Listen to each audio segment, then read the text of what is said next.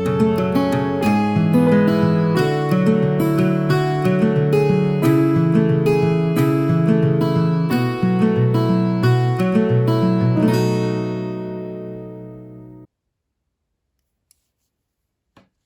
everyone, it's Anja here and I'm back with another video for Ophelia Talks. And yes, I'm sorry, I apologize. I am back with the pom-poms. I love pom-poms. I have so enjoyed making them, I just can't stop really. And although I really enjoyed making and I love the colors of all those rainbow pom-poms that I made in last week's video, to be honest, those don't really go in my living room and I want to make a wall hanging like I did with the hearts. So yes, I'm going to need some muted down colors for the wall hanging, the pom-pom wall hanging in my living room. So I have decided I would use cream, duck egg, graphite and silver, I think this is. I am going to make lots of different sizes of pom-poms and lots of different looks as well. Look, this one is really big, but it looks a little bit more scruffy. This one is a bit more tidy. So it just depends on, you know, what you want to achieve from your pom-pom look. But it's really easy to do because I am using the pom-pom maker, the multi-pom pom-pom maker. And this one is the easiest pom-pom maker out there. I find it's really handy to make pom-poms and you can make more than just the one pom-pom in one go. So I am going to show you how to make a pom-pom and then I will show you how to go about hanging them so it's a wall hanging. So let's see which ones we are going to be making. I'm going to use the cream here and I'm going to make quite a big pom-pom. So I'm going to do it this way. So I'm not going to use the longer side, which would give me lots of pom-poms.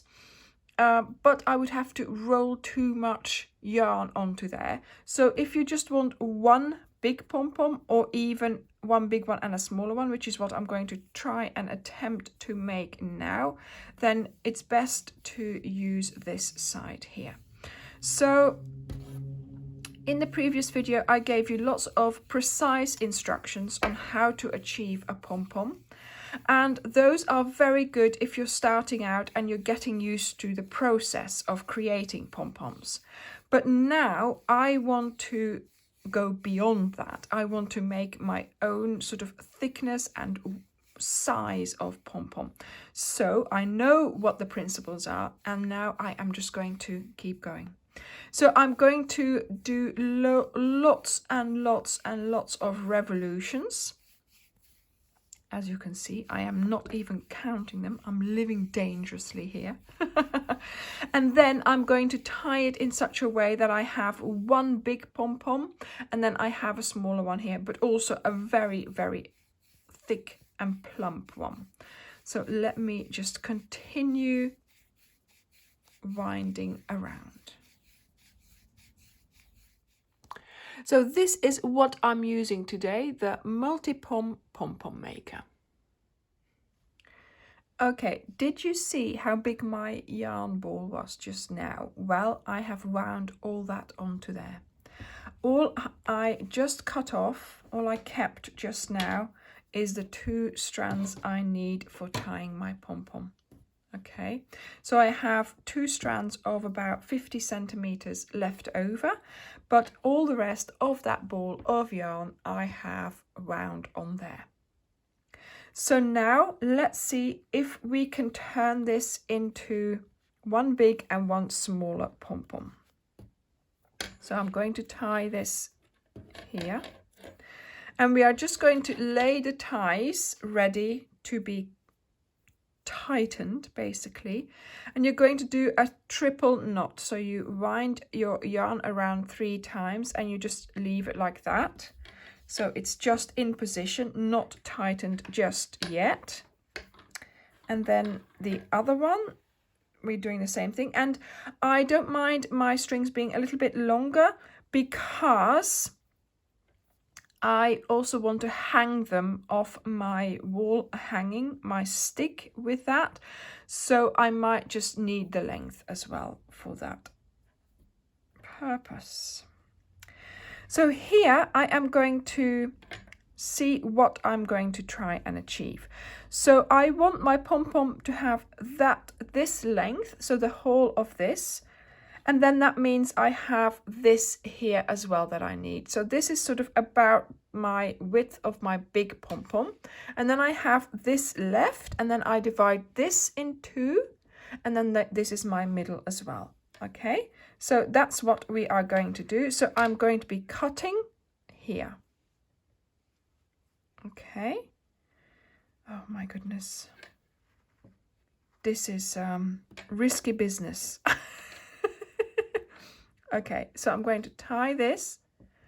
And as you can see, it doesn't hold very well because, of course, I've got far too much on there. So let me just put my finger on. And now let's tie another knot as well as we can. Is it working? Am I still holding it? Yeah, that's it. That's that. Now I need to just tie that as quickly as I can. There we go. Okay. Same thing here. Yeah, there we go. See, when you have just slightly or a lot less yarn, that triple knot will stay in place. And that's a great help because, of course, that helps you with doing the tying. But here, it does not stay in place. Now, I'm going to tie it again. I'm not going to risk it. So I'm going to take my strands to the other side, and I am going to do another triple. 1, 2, and 3. And I am going to tie it again and pull it tight again. Let's see if this helps. Yes, it's made it smaller. Yeah, again, I need to put my thumb on it. That's okay. We are living dangerously here on thin ice. Walking on thin ice. Okay, but that's better. See, the indent is greater, that's better. So the strands will stay on there better. Okay, next one.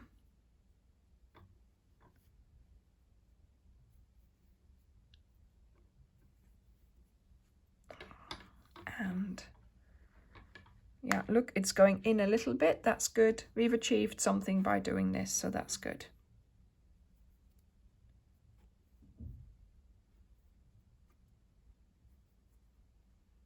And 3.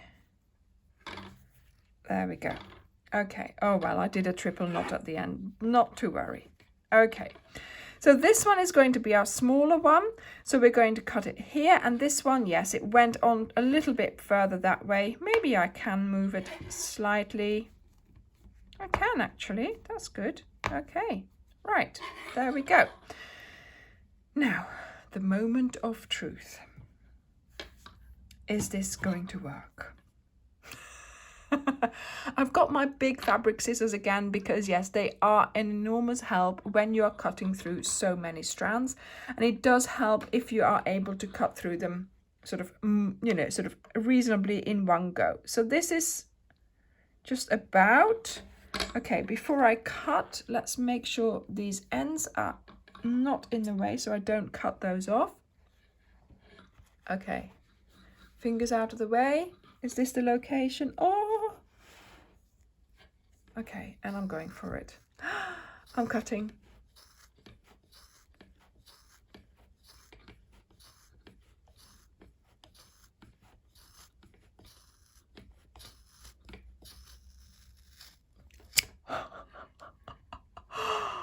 Look at that! Oh my goodness! Okay. Let's take this one off first, because I think this might be a little bit tricky as well, because of course you've got so many strands around that metal. So lift it up and try and get in between. Again, checking. Yeah, there's the strands, they're fine. They are safe from not being cut. Yes, I am going to do some trimming, but I don't mind. I love doing the trimming. Look, this one looks, you know, this side is perfect. So all I have to do is do some trimming here, and yeah, I think it's looking okay. It's a little bit flat on one side, but never mind. I am really doing it for this one here. Okay, so now we are cutting the big pom-pom. So again, lift it up. Try and get the scissors in between there. And to be honest, it's easier to get them in between here. Make sure you're sort of in the middle there. And cut. There we go. Still attached by one. Look at this. And again, yes, of course, because it's bigger, it's more scraggly, but I don't mind. Look at that. So now let's move this out of the way. And now we can be doing some of our shaping. Yes. Oh my goodness. I really love this one. But yes, I mean, pom-poms do take more yarn than you might expect. To have a nice full pom-pom and to do the, you know, sort of the revolutions that you need to do, and the, you know, the thicknesses. But of course, yes, it does use quite a lot. But here, if you do it in the longer length, then you've got 6 pom-poms in one go. So that is good in itself, I think. So in a way, I don't feel like it's using that much yarn. Of course, here, this size, yes, that is going to take a lot more. As you can tell, you know, I used nearly, well, that whole leftover ball of cream went into this one. And now, of course, it's shaping it a bit. It's not perfect yet. I can do a lot more shaping. Look, there's things still sticking out. Yeah, this is now very therapeutic, I have to say. Do you know what? I've just so enjoyed the last few days. I've been doing this. Oh my goodness. I'm obsessed. Yes, there will be more pom-pom tutorials coming up really soon. Okay, so yes, I think this is a wonderful, thick, plump pom-pom. And yes, this one is a little bit funny shaped, but let's see if we can turn this into something usable. Let's take those long ones off first. And let's take some of these taller ones off here. Ooh.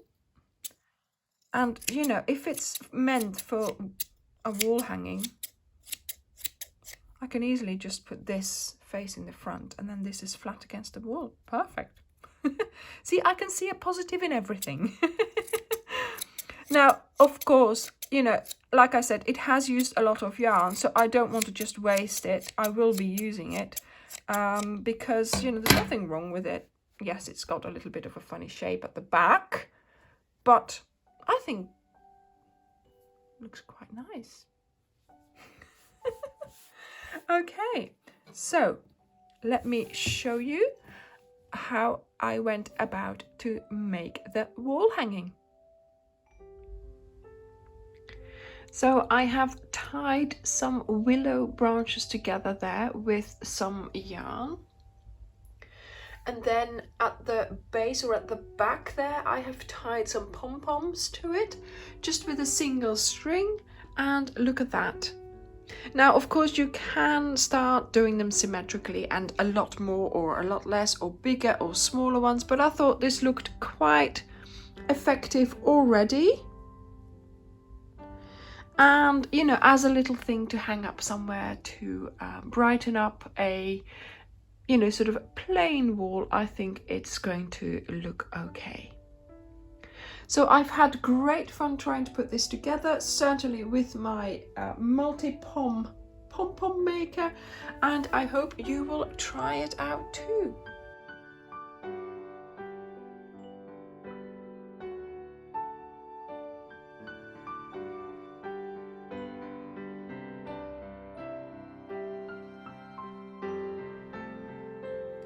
If you are interested in this multi-pom pom-pom maker, I will leave a link for you down below in the description box, and I hope you have enjoyed this video. Thank you very much for watching, and I will see you in the next one. Bye!